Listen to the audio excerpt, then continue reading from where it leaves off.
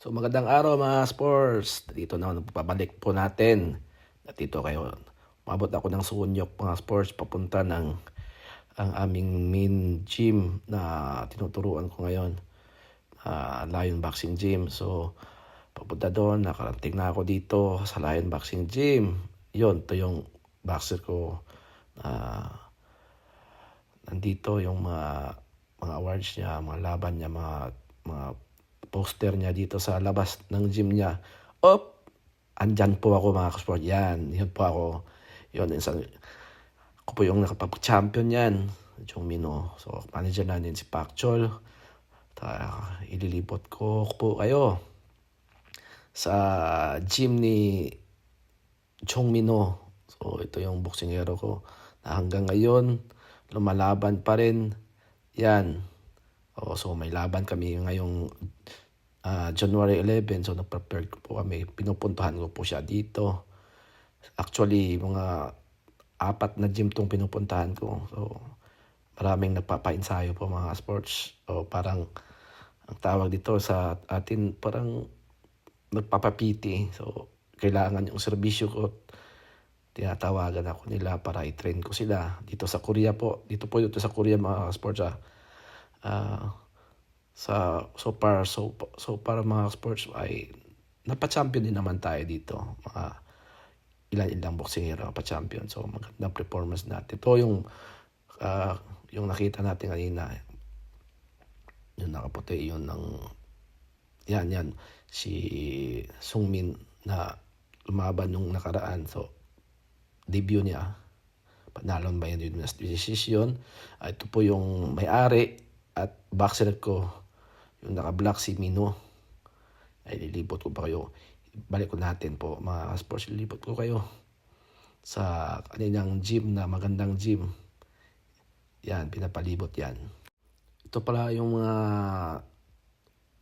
nakuha niya mga awards belt. Ito yung maganda yung gym kasi kailangan dito sa Korea mga sports. Mga gym nila. Yan, pinapalibot yung mga poster nila. Actually, ito yung gym sa dito sa Korea mga sports. Pag gusto mo mag-shower, may magagamit na tuwalya. Yan. Ito yung gym niya maganda. Malaki yung gym niya. Ito yung maliit-liit na ring lang ginawa nila. So, mga posters nandito. So, pag araw ng Sabado, actually doon kami sa Prime Boxing Gym, but now dito kami sa Lion Boxing Gym kung saan kami mag-iinsayo ngayon sa gym ni Jong Mino. Mga sports, Sungmin. Yan. May mga equipments na pagbuhat-buhat. Kung mag-strength and conditioning kami. Yan. Kung dun sa kabila naman, meron din naman, pero mas malaki ito. Ito yung si Chumino. Okay. Yan. Na parang hindi lang gutom. So, to unang sparring po mga sports. Unang sparring itong tinignan natin. Yung kanina si Sungmin.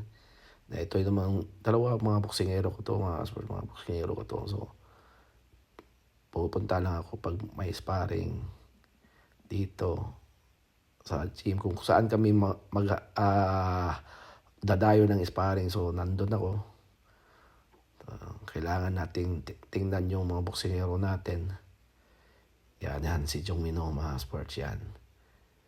Yan naka-team kasi kaliwete yung namin yung kalaban namin. So naghanap talaga ng kaliwete. Actually maganda din dito mga sports kasi pag sa Pilipinas magbabayad ka naman pag ka ng sparring na kami pumunta kami ng Pilipinas nakaraan. Siyempre mag-aabot lang kami ng konting pangmerenda sa ka-sparring para masaya naman. Dito naman dadayuhin ka dito kung magaling ka. Ayan, yung dumayo yung kaliwete na kalaban namin. Yan. So, medyo maganda yung pang ano namin na sparring to, pang ilan na ba, di ko na mabilang yung sparring namin. So, by next week, maglalasparring kami sa Saturday. Ang sparring lang namin mga sports, yung pinaka-heavy sparring namin, yung Saturday lang talaga. Buenas na kami pag maka-sparring kaming dalawang beses sa isang araw. Pero pag wala, doon lang talaga sa isang beses lang talaga kami sparring. Swerte na kami pag makakadalawa.